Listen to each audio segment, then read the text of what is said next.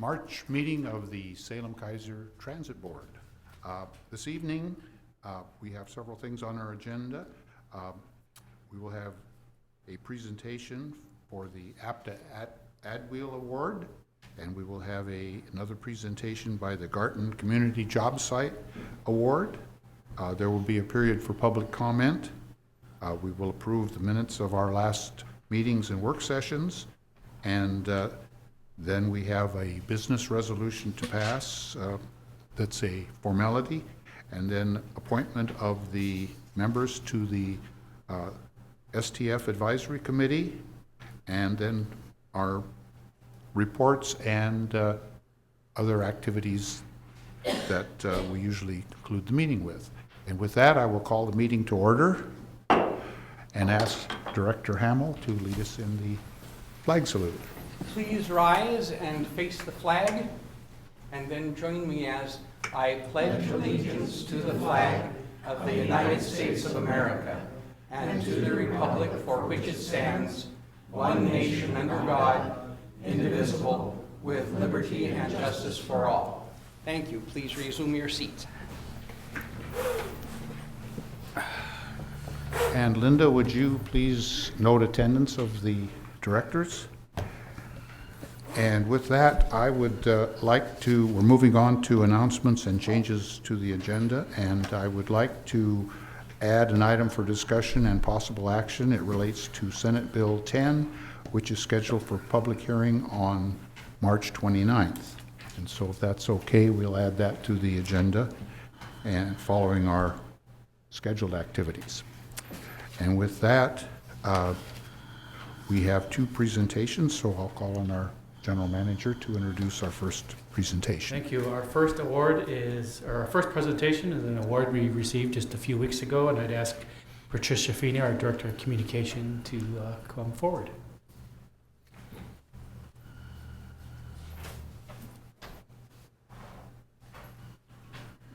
Good evening, President Krebs, members of the board, and General Manager Pollock. I'm really excited to be able to present this award to you for a couple of reasons. One being that the idea for the award came exclusively from our staff, not from a contractor, not from a vendor, not from any outside source. The other thing that really pleases me about receiving this is that multiple departments came together to make it happen. So I want to invite those multiple departments up here. So I present Melinda Hawes, who was the brainchild behind the event, and we have Matt Berggren here. And he's reluctant, but we do have IT support from Christian Sorensen.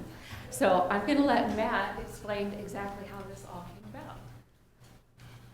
I'm going to start by wearing my Team Instinct hat, my Pokemon Go hat. Melinda has her Pokemon scarf. So for those of you who don't know, the way that Pokemon Go works, it's a game that you play on your iPhone or Android phone, and it uses augmented reality. So it has Google Maps as the base, and it actually knows where you are on the map, and then you can go around and you catch Pokemon in the real world. So you find Pokemon on the map, you go to Pokestops, which are kind of like, it could be the Amtrak, it could be a piece of art normally. And you collect items, and then you go to Pokemon gyms, which are more spread out, and you can battle those Pokemon. So what I really like about Pokemon Go is that it encourages users to get out of their house and actually go around their neighborhood, not just sit and play games on their couch. It encourages people to slow down and actually smell the roses and see the world around them. And it also encourages to interact with the greater community. And what better place to do all those things than transit? Transit helps facilitate all that in ways that driving and even biking don't. So just some quick elements of this campaign. So as Patricia mentioned, it was Jenny Furness from marketing, Melinda Hawes from administration, receptionist, and myself from planning. There's 4 elements to the campaign. The first were social media posts. So we had tweets encouraging followers to play Pokemon Go and ride transit, pictures of Pokemon riding the Chariots buses, which uses augmented reality, and most of those were provided from Melinda, a lot of the ideas and the elements. We had a contest to encourage riders to catch Pokemon, take pictures, and submit those online. Got 57 people to submit those entries, and that was managed by Jenny Furness. We had our Galaxy Gym located at the Downtown Transit Center, where we had a sandwich board telling people this is a gym, you can battle your Pokemon here, encouraging people to come and battle for control of the gym using whether their Team Instinct, Mystic, or Valor. So that was, I designed that sandwich board. And then finally, we placed lures at our transit centers to encourage people to come there and catch even more Pokemon. And that was also, the idea came from Melinda, and she implemented that. So in the end, for very little time and very little money, multiple departments came together and created a fun campaign to encourage people to ride the bus. So it was really fun to work on, and now it's back to planning. Do you want to say anything, Melinda? Melinda accepted the award on our behalf at the annual Marketing and Communication Conference in Tampa, Florida. I just want to say thank you for allowing me to go to Tampa and accept this award. And it was great to kind of get everybody involved, not just for transit, but we also included our trip choice. So we handed out bike maps, we had our contest where we handed out our local battery packs. So if you're chasing Pokemon and need a charge, think of Chariots. Thank you. The job well done. An excellent idea. I'll pass that around so the other members can see. And now our general manager has a presentation to make. Thank you, President Krebs and members of the board. I'm going to take off my transit hat and put on my Garten Services hat. I think most of you know I serve on the board of Garten. I have for about the last 6 years or so. A few weeks ago, Garten held its annual luncheon and invited members of the community to promote their services and educate about what Garten does. And for those that don't know, Garten has several missions. They also own several businesses, and their primary function is to employ people with developmental disabilities to have productive jobs. Some of them they do in their own businesses, and some they do, and they try to encourage people to integrate out into the workforce. And that's what I'm here about today. At that luncheon, Garten recognized several employers who participate in what we call the job site program, and is designed to integrate people with disabilities into the regular workforce. So a few years ago, we started this program through the Garten Summer Youth Employment Program, where they hire high school students with developmental disabilities to work in the summer to get exposure to jobs. And so we hired them for a couple summers, and now we've transitioned into the year-round program, and we have hired 2 people who work out on the transit center. And so we were recognized at that luncheon with this plaque recognizing us for providing an opportunity for individuals to contribute to the community. And one of the 2 travel hosts, we call them travel hosts, you see them out on the transit center with their vests, and their job is to help people traverse the transit center, answer questions, help them get from one bus to the other. And they really become an invaluable asset to the transit operators and customer service, because it allows people's questions to get answered without having to go into customer service. And when transit operators pull in and there's a person who needs help, they can have these people help them. And it's really a great program. One of the travel hosts, Daniel Keizer, was featured in one of our blind skills training videos we did. So I'd like to show a little bit of it. Well, it's designed to talk about the blind skills program. Daniel was an integral part of that program and for this particular one. So let me just turn it on and answer the questions itself.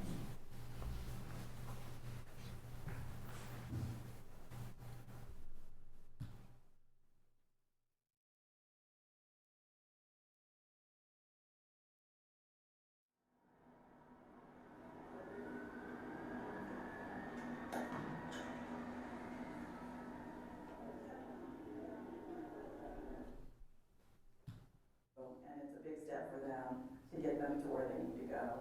I'm just so impressed with the ability that they can get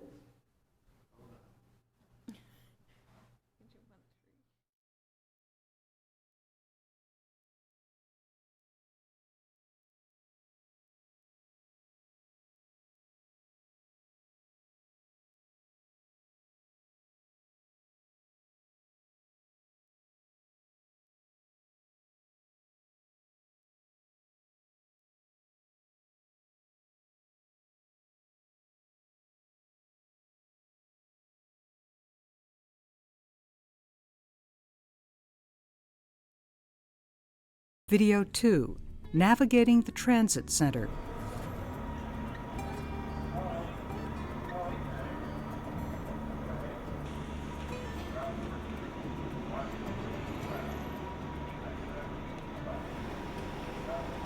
For one thing, when you get down there, you get off the bus, not only is the noise of the buses there as a background, white noise I call it, it's never a setting the same. It's never the same. Sometimes when it's raining or the wind's blowing through there, and you got the buses parked and they're saying their little story of what route they are and what day they're at, a lot of times you just can't hear that. Hi, my name is Daniel. Hello. I'm a transit host. Do you need help getting somewhere? Yeah, it's a little noisy out and I'm kind of disoriented, but I need to get inside and get... The transit host, if he sees me and I don't look like I know what's going on, he doesn't hesitate to come over and talk to me. Can I help you today? And now I've been in there enough times that he knows my name and I know his name.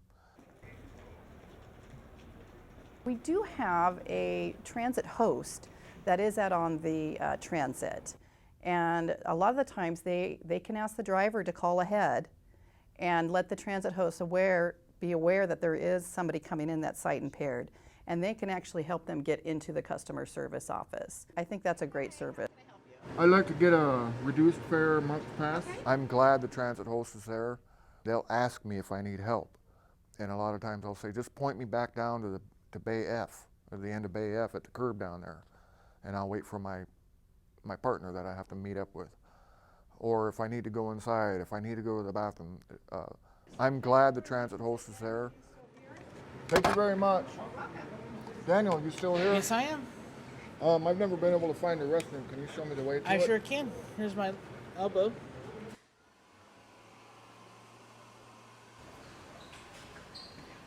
And it's the first right here. All right, thanks. I needed to know where that was. You are very welcome. You kind of have to embrace blindness. You can't be afraid. I mean, if these people want to get out and go and be independent, there's several easy steps. One of them is to get a hold of the transit center, get training to a local bus stop, have her ride with you downtown to the transit center, introduce you to the inside the lobby. And don't be afraid to ask us any questions. We can always come out from behind the counter and assist them to the door or out to the out to the transit where the buses are. So they can absolutely ask us for any assistance they need. A lot of it is you just got to communicate. If you get lost or you don't know or you're disoriented. During the daytime, they got the transit guy down there, the courtesy guy, which I love that guy. I don't know firsthand the training that Blind Skills provides, but I've seen the results of it. It definitely prepares people for riding our service. As far as chariots, we have an employee who works with people who are learning to ride, people such as those who are sight impaired. And we have an employee, Lisa Carrion, who will actually accompany those people on the bus for rides and talk with them and help them become oriented and teach them how to ride.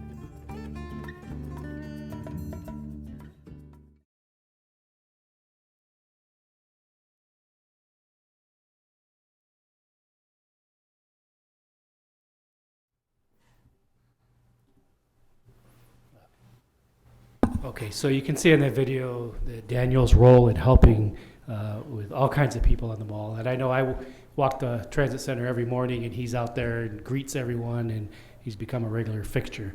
So on behalf of Garten's Board of Directors and all the employees with developmental disabilities, I'd like to present this plaque to Salem Keizer Transit and thank them for providing an opportunity for individuals to contribute to their community. Thank you.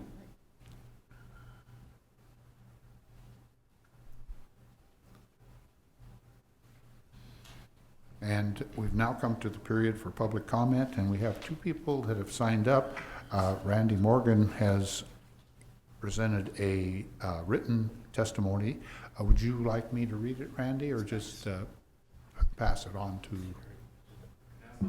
Anyway, we will review it, and I'll give it to our general manager. And the other gentleman is Mark Connect, and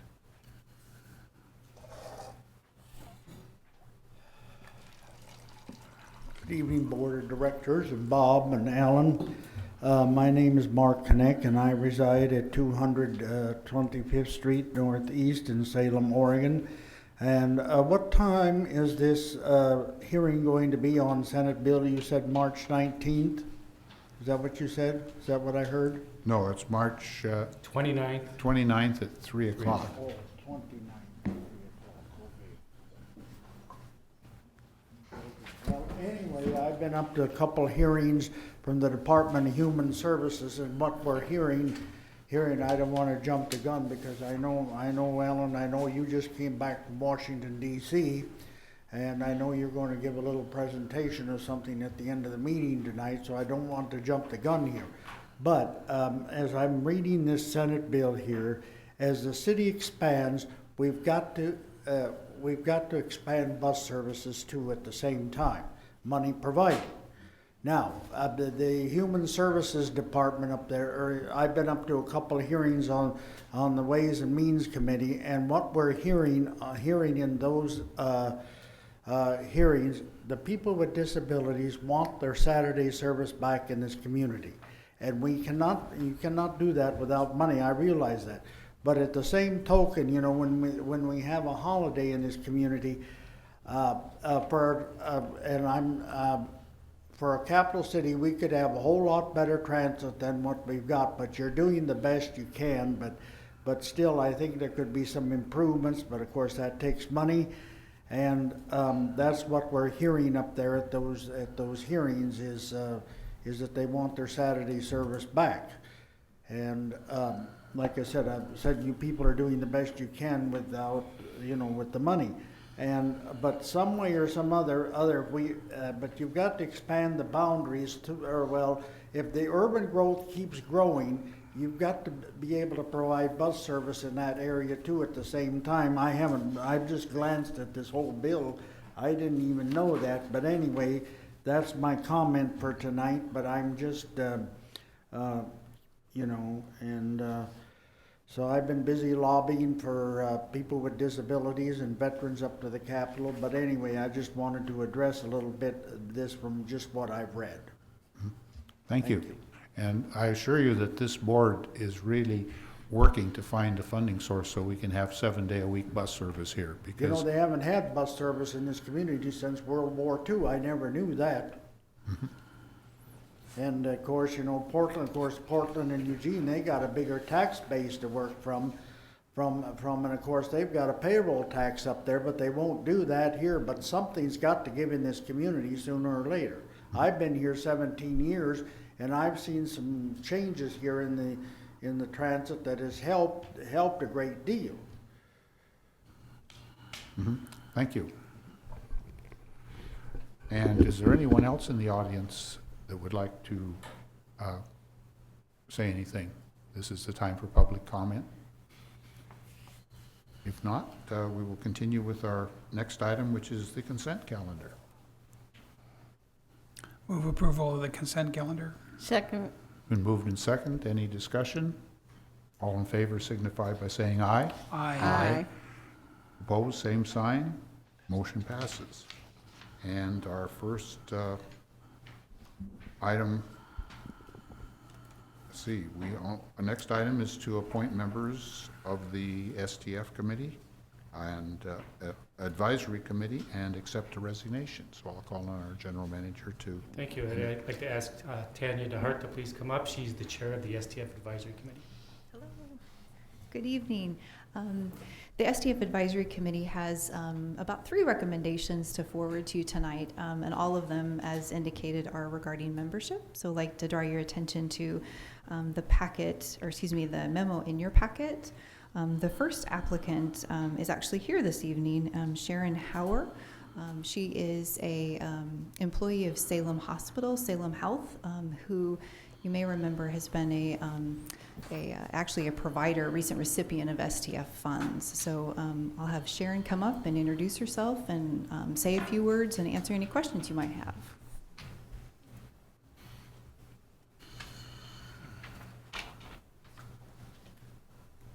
Thank you. Again, my name is Sharon. It's actually Hoyer, like I always say Hoyer like lawyer, but it's one of those words that has way too many vowels all stuck together, so hardly anybody ever gets it. I'm really delighted to be here this evening. My role at Salem Hospital is actually I'm Director of Community Benefit, and as Director of Community Benefit, we work primarily with the underserved in our community. We provide care that is subsidized or charity care free of charge.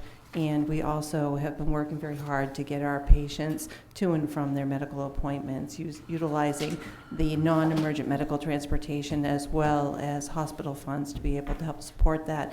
I think I see every day firsthand how important medical transportation and transportation in general is to the community that we serve, and I'm delighted to be considered for this position. Thank you. Any board members have questions? Be glad to make a comment in support of her candidacy. She has, as a member of Salem Health, appeared before the Special Transportation Fund Advisory Committee on a number of occasions and has demonstrated a comprehensive understanding of the needs of seniors and disabled to get transportation in our community. I think she will be an excellent member. Oh, thank you. Well, thank you for being willing to serve. I just wanted to point out, because she does represent a provider, she wouldn't be a voting member of the committee, but certainly has a lot of really great perspective, like she was just referencing earlier. The second applicant isn't able to be here tonight. Her name is Sharina Meager-Austin. She's from the Silverton area, and she's a longtime user of public transportation. She's also a person with a disability, so brings a nice perspective of a passenger to the committee and able to share her real-life experiences. And then the third item is in the middle of your second page of the memo, and it's in reference to Diane Lace, who was an existing board member who is actually has resigned because she's moving across the country. So, are there any questions? Any questions? Yes, Director Kelly? I think I noted that Sharina utilizes services from Silverton. Is that not right? Did I read that? That she uses the carts, and that's a really good, I think that that's really good, because then it gives us the whole regional perspective rather than just someone who is riding on chariots within the urban growth boundary. So that's a really good find. Right. So we understand why she couldn't be here tonight. Yes, you would, wouldn't you? Right, bring your toothbrush. Any other comments or questions?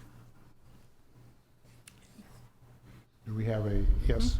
I move the board appoint Sharon Hoyer and Sharina Meager-Austin to fill the vacancies in positions number 2 and number 3 respectively, beginning March 24th, 2017, and ending on December 31st, 2017, and accept the resignation of Diane Lace, who filled position number 6 effective immediately. Second. It's been moved and second. Any discussion? All those in favor signify by saying aye. Aye. Aye. Opposed, same sign. Motion carries. And we'll move on to... Thank you. And thank you for your service, Thank you. too. We have one additional item that was added to the agenda, and that is the Senate Bill 10, which will come up for hearing on March 29th. And this is the bill that Senator Courtney dropped in concerning board governance, and we discussed it during our retreat. It is scheduled for a public hearing in front of the Senate Committee on Business and Transportation on Wednesday, March 29th at 3 p.m. And major parts of this bill include an amendment to 276.108, which states, for a mass transit district formed under ORS 267.107, the governor shall appoint board members in accordance with ORS 267.090, 267.095, and 267.097. So that means that instead of being elected, the board members will be appointed. Section 3 that persons elected as directors of the mass transit districts who are serving on the effective date of this 2017 act shall continue to serve until the expiration of their terms of office unless discharged earlier by the governor. So that means that those of us that, when this becomes law, if this becomes law, those of us that are on the board will remain on the board until our term expires unless the governor chooses to replace us. And then section 4, ORS 267.109, 267.112, and 267.032 are repealed, eliminates restrictions on methods of financing for certain mass transit districts. And so what we're doing here is to clarify the board's position, and if we wish to support this, or well, what basically it does is the board is supportive of Senate Bill 10 as long as it includes a provision including in section 4 that eliminates restrictions on methods of financing for Salem Keizer Transit. And so at this point, is there any comments? You have a copy of the bill that was given to you tonight. Most of you haven't had a chance to read it. It was also on our website, or our work website. Any comments or questions or anything? I just think it'll be good to see how this. It'll be good to see how this plays out. Mm-hmm. Definitely want to go to that hearing. Well, what I'd like to do is have the board's authorization to testify in support of this bill at the hearing, and that we'll work up a testimony that will be finalized by the executive committee between now and the hearing. So, any, yes? I would suggest that you, one of the things that you do when you're doing the testimony is support the bill as written and hold out support if it gets amended. I think most of us agree with that, unless we have a chance to review the amendment. Well, that, you know, it would be good to support the bill, but you don't want to support the bill if someone comes and amends it. And if that is a possibility, then there's no reason to support the bill. Mm-hmm. Okay. Do we have we need a motion to authorize the. Okay. I move we authorize President Krebs to testify in support of this Senate Bill 10, so long as it is as written and remains unamended. If you could just add that he'd be testifying on behalf of the board, not necessarily the district, but the board. That would be, yeah. Okay. That's the way it should be. We have a second? Second. Been moved and second. Any discussion? All those in favor signify by saying aye. Aye. Aye. Opposed, same sign. Motion carries. And the next item? Yes, and we are going to work up testimony, and the executive committee will meet sometime before this hearing to finalize it and agree on it. If that's okay with the members of the executive committee, I think we're all here today. Okay. And we'll try to set a date or a time that's convenient for everybody. Is it the secretary or compared to? I just can't remember. It turns out. So do we have anything else in for? I guess we're ready for reports, so I'll call on the general manager. Thank you. So I'd ask Lorna Atkins, our marketing and communications coordinator, please come up and present the attitude and awareness survey results.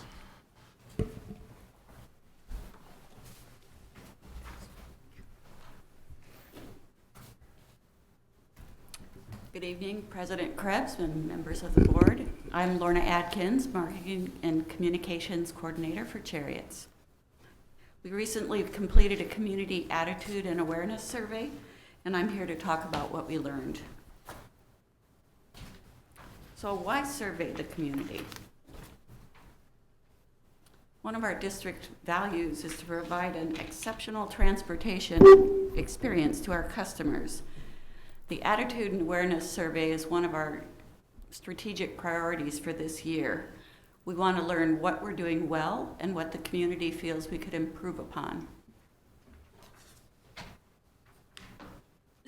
We surveyed the community about several things: awareness of our district and services, the transportation modes that people use, awareness of the West Salem Connector pilot project, perception of Chariot services, and where would people go for information about our services. We brought on Lockwood Research, an independent research firm. They are based in Eugene, and we were really pleased that they have an in-house call center because they would have more local awareness and familiarity with place names than a call center somewhere else in the country.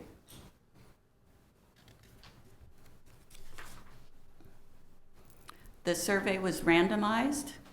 The sample size was 400, and we used both landlines and cell phones. About 60% of the surveys were given on cell phones. And the survey was statistically accurate for census tract, age, gender, income, and primary language. That was really important to us, that it be reflective of the community. So here's what we learned. This map shows one dot for every survey response, and you can see it's really reflective of the population density in Salem and Keizer.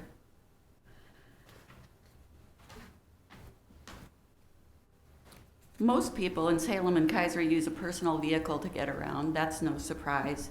11% use public transit, and 1% rely exclusively on chariots. And in the survey, 2 people mentioned Cherry Lift, 2 mentioned carts, 1 mentioned the Red Line, and 1 mentioned TripLink. So 11% of people ride 1 to 5 times in a month, and 7% are frequent riders, riding 11 or more times in a month. That's a pretty good figure.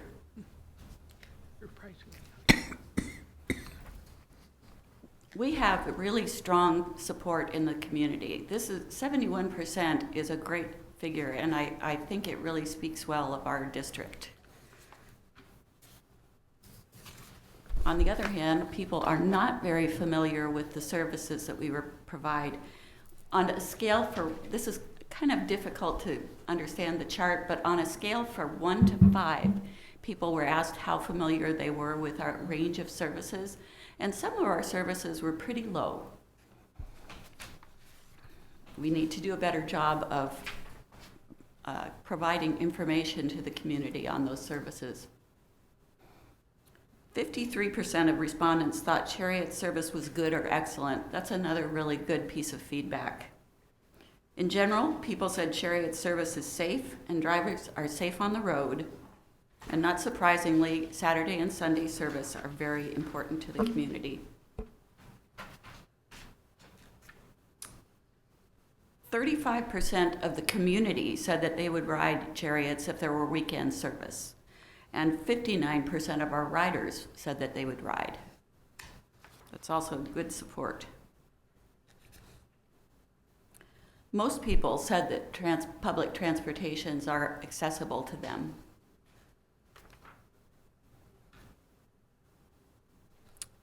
Among Chariots riders, most said the bus schedule works for them. Among non-riders, the most common response was not at all.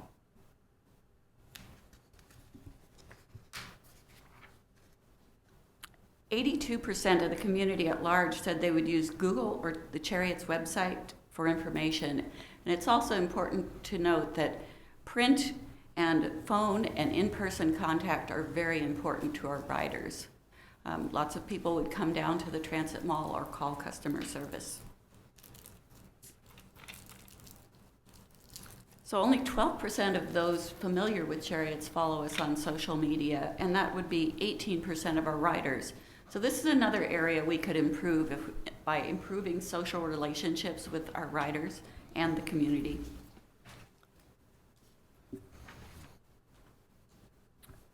As a closing question, people were asked if there was anything they would like to add, and you can see weekend service was loud and clear, the biggest message we received. So we're going to use the survey results to inform planning for service and for our marketing strategy going forward. And to summarize, I would say we found strong public support for transit, a desire for weekend service, and a need to increase public awareness of our services. And I think that the umbrella brand will go a long ways to helping with that last item. Do you have any questions for me? Any questions? So when was this survey taken? The survey questions were posed during the first 3 weeks of January. Okay. Or maybe the last 3 weeks of January, right after the service changes at that time. Oh, okay. Director Kelly? One of the things that you said was that, you know, we could improve on our social media, and it probably is true, but in order to improve, you have to have a two-way stretch.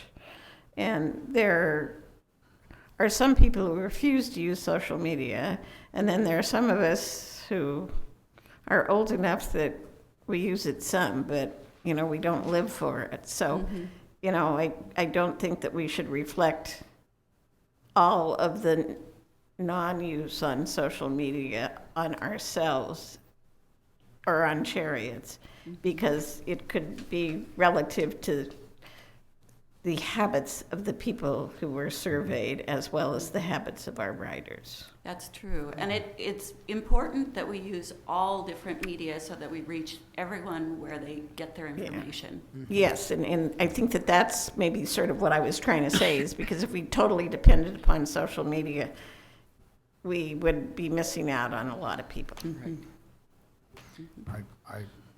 I agree with Director Kelly on that, because I think we're going through a big change in media. It used to be print media was the main way to reach the public, and now it has changed drastically.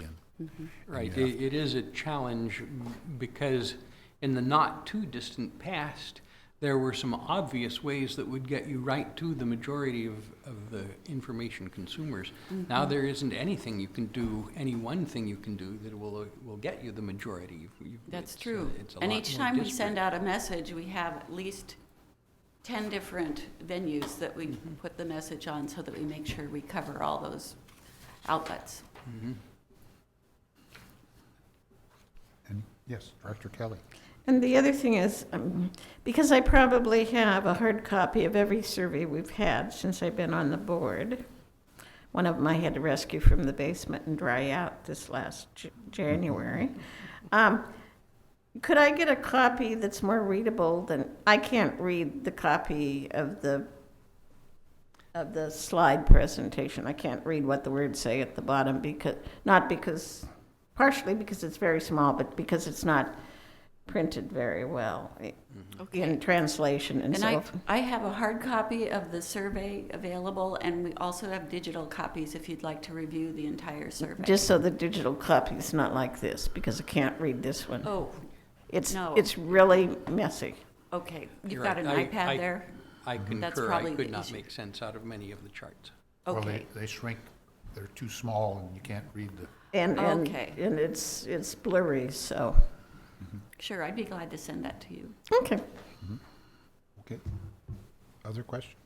Well, thank you very much, and it looks like this is going to be a very useful tool to our planning people. Thank you. And we have reports that are received and filed, and I guess we are now moving into our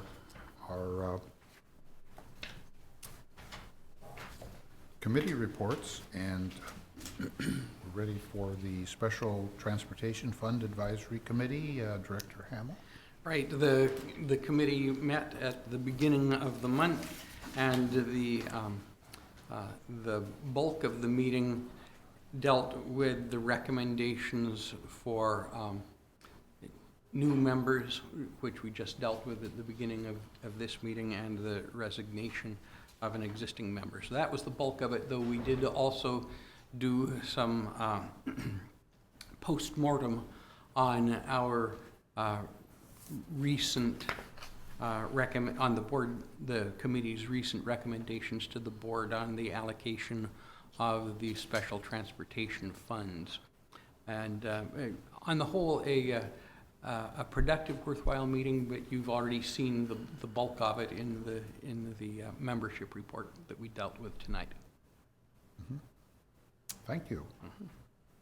And we have the Mid-Willamette Valley Commission on Transportation, Director Kelly. We did not meet this month, so I'm anticipating, I haven't seen a cancellation for next month's meeting, but I'm anticipating we'll meet in April. And the Mid-Willamette Council of Governments. Oh, we've been real busy. We're seeking a new executive director, so I think I've had 3 or 4 or 5 meetings altogether. We have opened it up and closed it, and we had 21 candidates, and we've got 5 finalists that are just absolutely outstanding. A number of them are local, so that will be good. We will be finalizing the last 3 that will be whatever we'll be interviewing probably about the mid-month next month, and then at the end of the month or 1st of May we'll have the interviews of the finalists. So it's looking real promising, and there's some really, really, really good candidates out there. It's amazing how good of candidates we got. That's nice to hear. And I'm the next one for the Salem Keizer Area Transportation Study Policy Committee, known as SCATS. And we met last month, and we had some routine things. We passed a motion to repair bridge railings and put up protective screening along some of our roads in the area, mainly the ODOT roads. We have moved to, we'll be moving our draft fiscal year 2018 to 23 Transportation Improvement Plan out for public review in the next few weeks, and we are going to release a draft update of the public participation plan. That's how we allow the public to participate in our activities. That's also going to be released, and we're working to identify freight corridors in the area, significant freight corridors, and then our other business was generally dealing with potential legislation and looking at the CMAQ program, which will be distributing some funds in the metropolitan area. The first few years of that have been decided, and they're working on a formula for distributing the latter year funds. And this is something new for Salem Keizer, and it will be the first few dollars are going to be a real benefit to our agency because it'll allow us to purchase some new buses. And there will be, the next item on the schedule is OMPOC, which is also here. That's the Oregon Metropolitan Planning Organization Consortium, and they are scheduling a meeting sometime at the end of April. That'll be the next meeting, and it'll be here in Salem to deal with legislative issues relating to transportation. So that covers those reports, and I guess we're ready for our general manager to talk about our... Thank you. I do have a couple items to report. As Mark Connect said, we did travel to Washington, D.C. for the APTA Legislative Conference. I think actually I'll hold my comments till after President Krebs reports, and if there's anything he missed, maybe I'll fill in some gaps, but I'll let him make that report. Excuse me. Just a reminder to the board at OTA Transit Day, April 11th.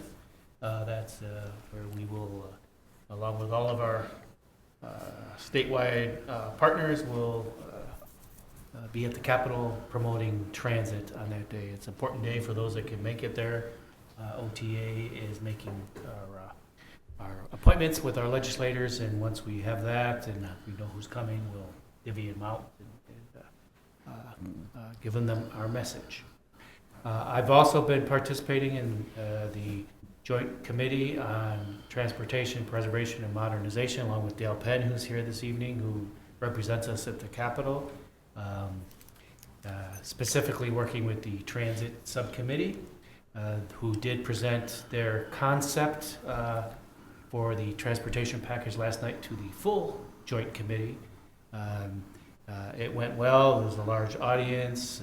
Senator Beyer, who's the co-chair of the committee, but also the chair of the Transit Subcommittee, made the presentation, along with Travis Brower from ODOT and representatives from the OTA. Who I think all of you know, from at least from the transit perspective, the potential solution or the concept solution is an employee payroll tax statewide.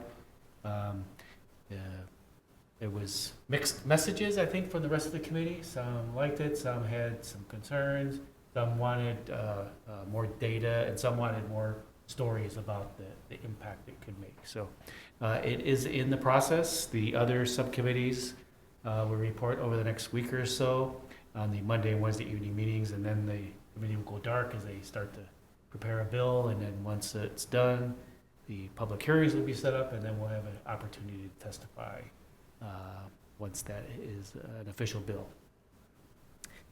That concludes my report, unless I have any DC trip. Okay, well, I'll let you follow. I went with our general manager, Mr. Pollock, to Washington, D.C. I've been there before, as some of the other board members have. This was an interesting year because we have a new administration in Washington, and things are moving a little slower as far as pulling the various agency activities together, because some of the agencies lack their leadership and they're running sort of on interim management.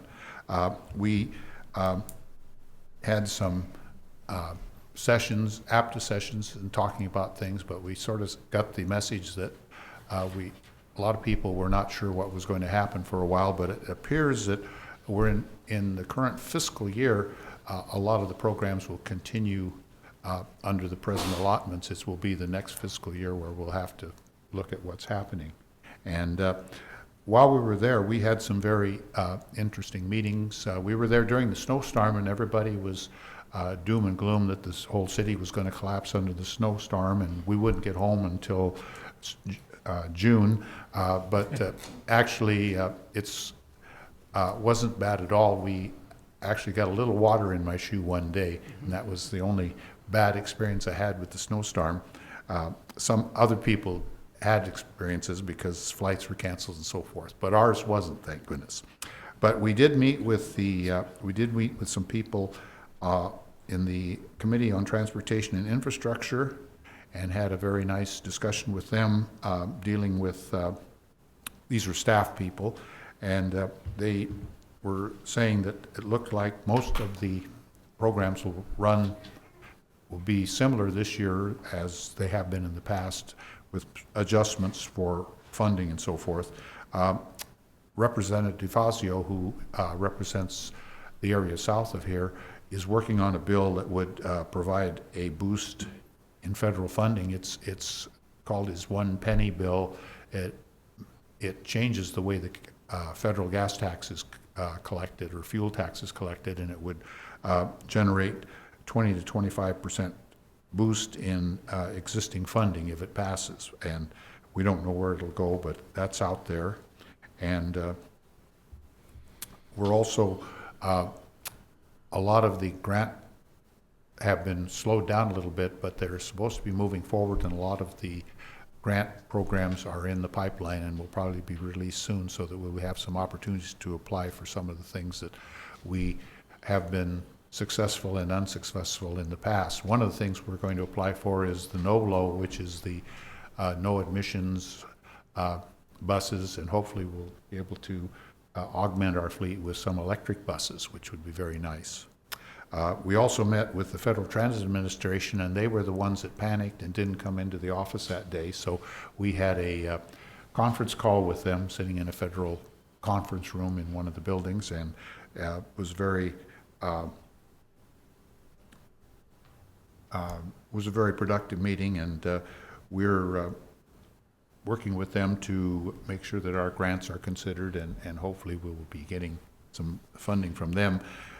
Then we had 3 meetings on Capitol Hill with 3 of our, we met directly with Senator Merkley. He came in and spent a few minutes with us, and we were able to talk to him, but we also met with the staff in Representative Schrader and Senator Wyden's office.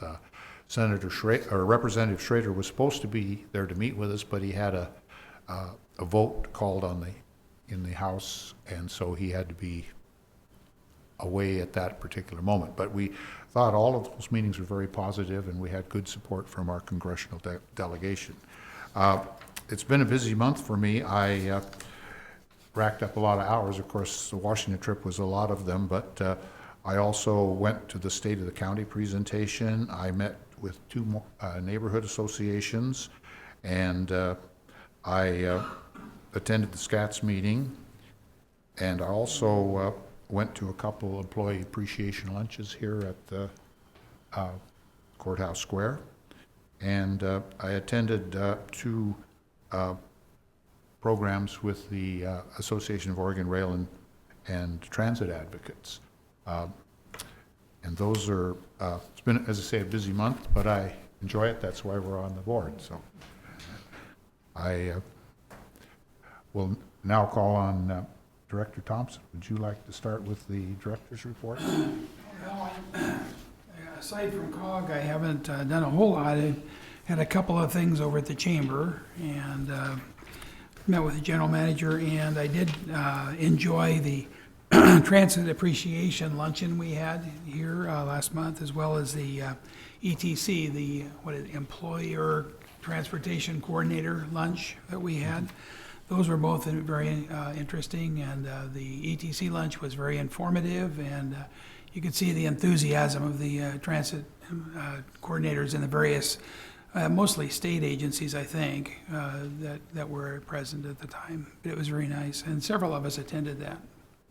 And that's about it. And I'm going to go in for surgery next week, and I'll be probably out of commission for a while. And we're all wishing you the best on that. Thanks. Our thoughts will be with you. And Director Kelly? For transit, it's been a sort of quiet month because I've just done the work session and now the meeting here. I did wish the new city council person congratulations on election night. I'm spending a lot of time in the Marble Building down the street doing my, wearing my hat for the Human Services Coalition of Oregon Tax and Revenue Committee Chair, co-chair hat, and my lobbying for the Oregon Women's Rights Coalition. So I'm over at the Capitol, but I steer clear of transit things. So mainly it's just been that and my regular normal meetings with Kiwanis and my church, and that's it. Mm-hmm. Thank you. That just me. A few Director Evans? Well, as you know, I missed the work session. I did attend a demo forum recently, and while you were having a work session, I did a 2-week study of Florida and island transportation in the Caribbean. And I did notice something that was really cool. I saw this rubber-tired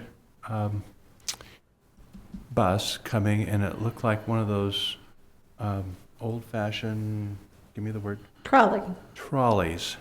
And as it got closer, it was just a wrap on the bus. And I just thought, we should do that with a couple of our buses, just to dress them up a little bit. I don't know what the cost would be, but it would be kind of quaint to have the ones that that maybe shuttle the folks for the state, or something downtown that runs downtown a lot. Just a thought. I'm signed up for 4 different days at the Capitol with different organizations, so I'm looking towards that. And then I had some meetings with constituents that were called by them, and that's about it. Thank you. Director Hamill. Certainly. Well, I too, in addition to all the things we've talked about as a group already, went to the luncheon here at the Transit Mall for the Driver and Maintenance Appreciation Day, and also retirement ceremony. That was fun. That was a good interaction, I felt. Also, I have some news on Subdistrict 4, my district, which I will be leaving the board at the end of June. I've enjoyed my 4 years. I'd like to spend more, but two things are preventing me. One being that I can't do the reading sufficiently any longer, and the other being my wife told me I couldn't. So that's right. Yep. It's I knew just what to say. I said, yes, dear. But there are 2 good filers for that position. Doug Rogers, who was here earlier, may still be here, was on the board previously, and I think would be a good person to put on the board again.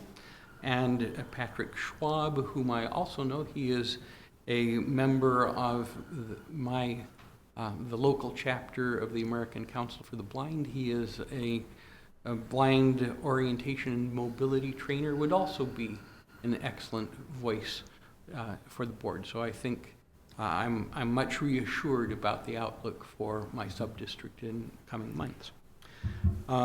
In addition, I've been spending more time on the system this last 6 weeks or so, and the drivers, I usually take Cherry Lift, and the drivers in Cherry Lift all work for MV, of course, and many of them drive both Cherry Lift and carts, and they've had some interesting observations on the services, and particularly in both systems. And I will send you an email, and we'll get together to make an appointment to talk about those things. So that's what I've been up to. Thank you. I also noticed in this publication, there's a nice article about one of our drivers, so you might note that. Okay. That's why you have a copy of it. And I think we've all had some contact with constituents. I wrote a couple of letters concerning issues dealing with our service changes and so forth. And is there any other business to come before this board? If not, or any comments? Yes. Just that I would like to say that I one time, when I was back in DC for the legislative conference, had just the opposite. I had wool suits with me, and it turned 75. So you never know about DC at that time of year, because it's always about the same time. And to congratulate Chris Hoy, who's our newest city councilor. And any other comments, or announcements, or business? If not, the meeting is adjourned.